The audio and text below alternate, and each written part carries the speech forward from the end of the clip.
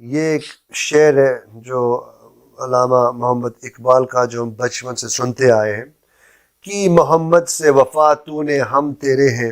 یہ جہاں چیز ہے کیا لوح قلم تیرے ہیں۔ اس کی تھوڑا مطلب ایکسپلین کر دیں، اس کا مطلب کیا ہے، یہ لوح قلم چیز کیا ہے؟ جی جی، دیکھیں، پہلے تو شعر میں وہ جو نقطہ ہے وہ جو بیان کر رہے ہیں، وہ یہ ہمارے ہیں کہ محمد صلی اللہ علیہ وسلم سے وفا تو نے ہم تیرے ہیں، یعنی اللہ پاک نے تو جتنی تعلیمات تھی انسان کی ضرورت کی اور دنیا آخرت میں کامیابی کی، وہ تو نبی علیہ الصلوۃ والسلام کو دے دیں اور آپ کے ساتھ قرآن کی شکل میں اور سنت کی شکل میں بھیج دیں۔ وہ فرمایا کہ جس نے ان کی بات سنی اس نے میری سنی، جس نے ان کی بات مانی اس نے میری بات مانی، جس نے ان کی اطاعت کی اس نے میری اطاعت کی، جس نے ان سے محبت کی اس نے مجھ سے محبت کی۔ تو وہ یعنی نبی علیہ الصلوۃ والسلام اللہ پاک کے صفات کے، اللہ پاک کے پیغام کے مظہر ہیں، وہ نمائندے ہیں، وہ رسول ہیں صلی اللہ علیہ وسلم۔ تو کیونکہ اللہ پاک نے کسی اور کے ساتھ تو جب آپ آ گئے تو رابطہ نہیں اللہ پاک کا، وہ ختم ہو گیا، وہ یعنی نبوت جو ہے وہ کا سلسلہ بند ہو گیا نبی علیہ السلام پر۔ تو اس کا مطلب کیا کہ وہ پھر انہی پر ہے، انہی سے ملنا ہے جو کچھ ملنے ہے، کہ ہدایت آسمانی اور اللہ پاک کی ہدایت جو ہے۔ تو اگر بندہ ان سے وفا کا مطلب ہے کہ ان کے ساتھ جو ہے جب تعلق بندہ اچھا رکھے گا، ایمان والا رکھے گا، کمال والا رکھے گا، احسان والا رکھے گا اور محبت والا رکھے گا، نیکی والا رکھے گا، وفاداری کرے گا۔ وفا کا کیا مطلب؟ ان کے ساتھ وفا کرنا ہوا اللہ پاک کے ساتھ وفا کرنا ہے۔ تو جب آپ نے خود جو بھی قرآن سنت میں آیا، جب آپ نے وفا کر دی، اس ہستی سے بھی محبت کی، ان کی اتباع کی، تو اللہ پاک نے یہ قرآن مجید کی اصل میں ایک آیت کی تشریح جو ہے وہ انہوں نے بیان کیا ہے، قل ان کنتم تحبون اللہ فاتبعونی۔ اللہ پاک نے فرمایا، اے میرے محبوب صلی اللہ علیہ وسلم، فرما دیجئے اگر تم اللہ کو چاہتے ہو، اللہ سے محبت یعنی کرتے ہو، فاتبعونی، تو میری اتباع کرو، یعنی مجھ سے وفا۔ یہ پہلا جو مصرع شعر کا وہ یہ آیت ہے۔ اور جو دوسرے جو انہوں نے فرمایا کہ یہ جہاں چیز ہے کیا لوح و قلم تیرے ہیں، مطلب یہ ہے کہ یہ جہاں مطلب یہ دنیا بھئی کیا چیز ہے؟ یہ دنیا تو اللہ کے نزدیک مچھر کے پر کے برابر بھی نہیں، کہ جب تم نے وفا کر دی، جب قل ان کنتم تحبون اللہ، تم نے اگر اللہ کو تم چاہتے ہو تو میری نبی علیہ السلام میری اتباع کرو، تو جب تم نے ان سے وفا کر دی تو یہ جہاں یعنی یہ دنیا کی کامیابی نہیں ملے گی۔ لوح و قلم کا مطلب یہ ہے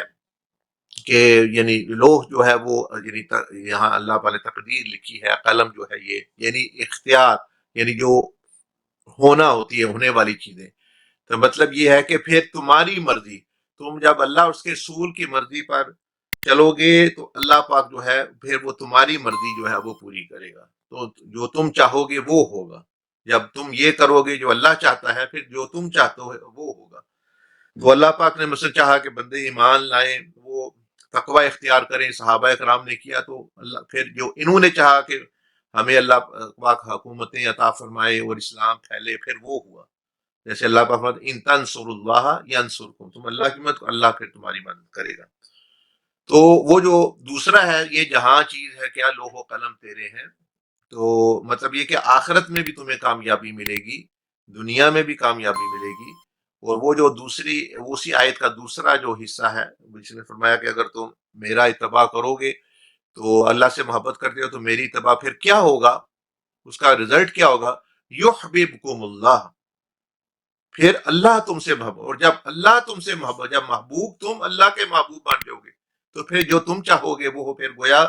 لوح و قلم کا مطلب یہ ہے کہ یعنی پھر فیصلے پھر جو تم چاہتے ہو وہ ہوں گے، مطلب ہے یعنی وہ تمہاری اللہ پاک کی پوری مدد تمہارے ساتھ ہوگی۔ گویا لب لباب وہ یہ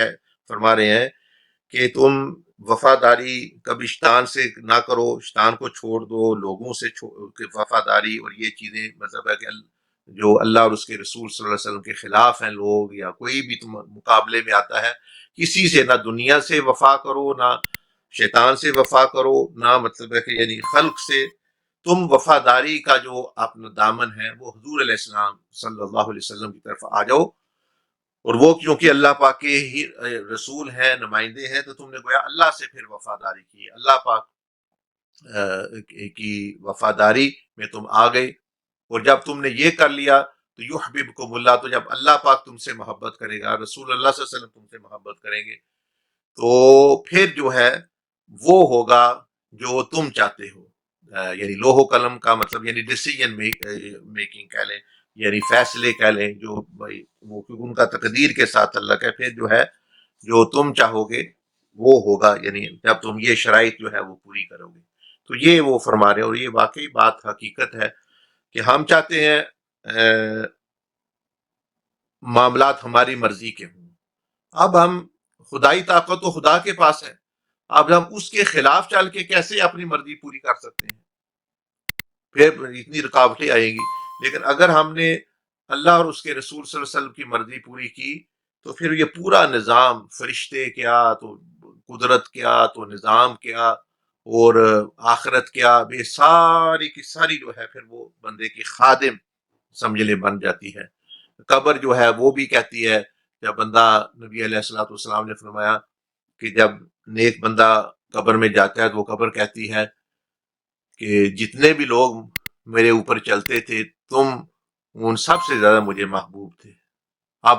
میں تمہیں پسند کرتی تھی، اب تم میرے پاس آ گئے ہو، تو اب دیکھنا میں کیسے تمہاری خدمت کرتی ہوں، تمہیں راحت پہنچاتی ہوں۔ تو وہ تو قبر بھی اس بندے پر عاشق ہو جاتی ہے، جنت بھی اس بندے پر عاشق ہو جاتی ہے، اور وہ تو چھوٹی چیز ہے، جب اللہ خود اسے محبت کر رہا ہے تو پھر دوسری چیز تو چھوٹی رہے گی۔ تو یہ مطلب ہے اس کا جی۔